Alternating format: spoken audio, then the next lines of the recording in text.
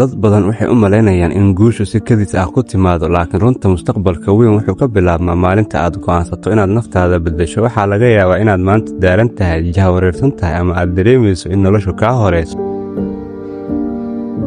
laakiin hal arrin xasuuso, qof kasta oo maanta meel sare jooga mar ayuu adiga oo kale ahaa. su'aashu ma aha meesha aad maanta joogto, su'aashu waa qofkee ayaa beri noqon doontaa. mustaqbalka waxaa iska leh dadka maanta isku diyaariya. wax kasta oo maanta dunida weyn ka noqday waxay ka bilaabeen fikrad yar, bilow fudud iyo tallaabo yar. ganacsade kasta, hogaamiye kasta iyo qof kasta oo guulaystay mar buu bilow ahaa. farqiga keliya iyadu ma aysan quusan.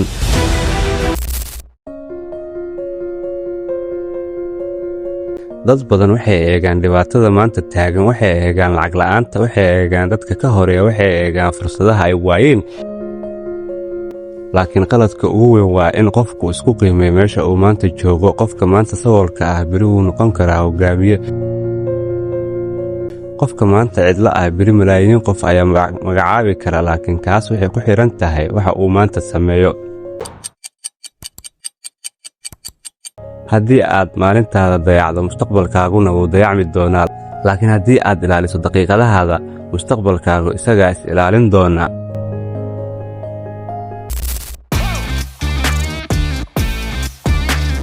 mustaqbal wanaagsan hal mar lama helo, waxaa lagu dhisaa maalin kasta, go'aan kasta iyo wakhtiga aad maanta si sax u isticmaasho. hal sac oo aad naftaada horumariso maanta waxay beddeli kartaa noloshaada sanad kadib. dad badan waxay wakhtiga ku luminayaan caawasho, hurdo badan iyo waxaan faa'iido lahayn, laakiin dadka mustaqbalka leh waxay wakhtiga u arkaan maalgelin. akhris yar, xirfad yar, tallaabo yar maalin kasta, taasi waa sida guushu ku dhalato.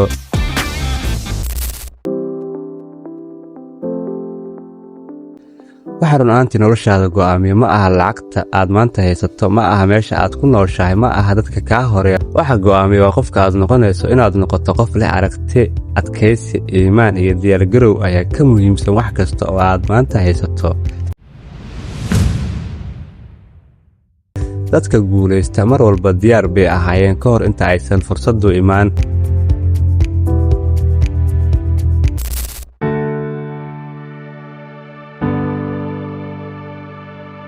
ha isku qiimeen meesha aad maanta taagan tahay, sababtoo ah maanta waa cutub keliya, ma aha dhammaan sheekadaada. waxaa laga yaabaa inaad hadda dhib ku jirto, laakiin gudahaada waxaa ku jira qof ka weyn xaaladda aad ku jirto.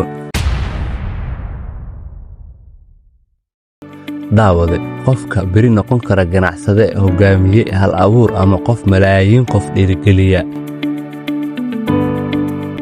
laakiin wax walba waxay ka bilaabmaan go'aankaaga maanta.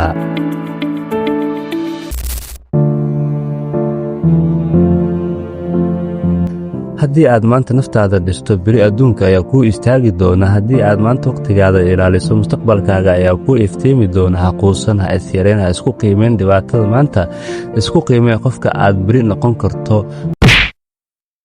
qoraal hoose noogu reeb maxaad maanta u samaynaysaa mustaqbalkaaga. daawade, mahadsanid, nabadgelyo. qof kasta qiimihiisu waa hankiisa iyo halka uu hiigsanayo wuxuu doonayo. haddii himadaadu ay korayso, xataa jidhku hadduu quyuud ku xidhan yahay, quyuudda wuu ka furfurmaa. bini aadamka inaad meel soko hankaagu uu ku hadhaa inay nacasnimo tahay, liidnimo inay tahay, iyo shay laga koro laga weynaado. walidaalika baa ilaahay quraanka wuxuu ina leeyahay walaa tahinu, ha hanjabina baa ilaahay leeyahay, walaa taxzanu, hana murugoonnina baa ilaahay leeyahay. wixii idinku dhacay nayay murugo idinku reebin, mustaqbalku ha idiin muuqdo, xaggan dambe dib ha weegin. waxyaabaha bini aadamka is hortaagaa yay ku liicinin. yaa ayuha aladiina aamanuu isbiruu wasaabiruu waraabituu wattaquu llah. waar kuwa mu'miniinta sabra baa layidhi oo la sabir dhigta. mashaakil oo dhan la sabir dhigo. yacni noloshu caqabaad bay leedahay. markaan ku leeyahay han baad yeelanaysaa, macnaheedu maaha waxaad qabataaba biririx intaad dhaqaaqdo uun inay soo boodayso oo ay hagaagayso maaha. alfa mashkila baa kaa hor imanaya, intaasoo carqaladood baa imanaysa. tamartu markay kuu awood sheegato rabbi baa la kaashadaa. dadka waxa u liita buu nebigu yidhi ka maxay waxa u caajisaysan oo u liita ka ducadana ka caajisay. soomaalidii hore maxay odhan jireen wixii maxay ragna u kaco rabbina aqbalo waa rumoobaan. yani xataa ninkaa reer miyiga ee soomaaliyeed wuxuu rumaysanaa hadduu rabbigii kaashado inaanu mustaxiil jirin. saasuu aan rumaysanaa, yani inuu xaqiijin karo waxa uu doonayo ee inuu han leeyo waxan uu u guntaday baa muhima. hankuna waa wax dadka isdhaafiya. haddii hadafkuna sax noqdo hanna aad leeday waxaad rabtaad xaqiijin karaysa. dadkan taariikhdu ay xusto oo dhan la yidhaahdo ummad bay u halgameen ama ummad bay soo nooleeyeen ama bacthi bay sameeyeen, revolution bay ummad ku sameeyeen. waa dad han lahaa oo isku daya hankooda inay taxqiijiyaan. waa dad hir u muuqdo oo socodka aan gabina socda, laakiin mararka qaarkood ayay awooddu xakamaysaa. xataa hadday awooddu xakamayso cinda allaahi ajarka waa leeyihin baa uu nebigu tilmaamaya. idan asxaab alhammi alcaali gaal iyo muslimkuu yahayba qofku hadduu hammi sare leeyahay waxbuu xaqiijin karaa.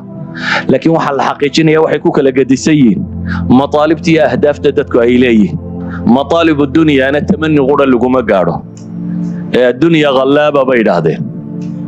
waa rag iska dhicin iyo loolan ayaa lagu gaadhaa, oo loolanka ay ugu horayso naftaada aad la loolanto. wax ku xidhxidha naftaada ugu adag.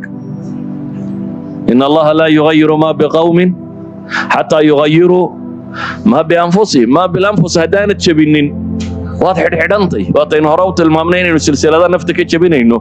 macnaheedu haddaanad xadhgan koowaad jebin ficilku maba socdo. haddaba ayuha alaxiba waxaynu leenahay islaamku wuxuu inoogu yeedhayaa khuluqaasi rafiica inaynu gaadhno. inaad qof hammi leh, han leh, hiigsi leh, hiraal u muuqdo inaad noqoto waa lagama maarmaa. qofku hadduu han leeyahay waxa uu rabo uu xaqiijin karaa. nabigu calayhi salaatu wasalaam wuxuu leeyahay in allaha yuxibu macaaliya alumuur wa ashraafaha wa yakrahu safsaafaha.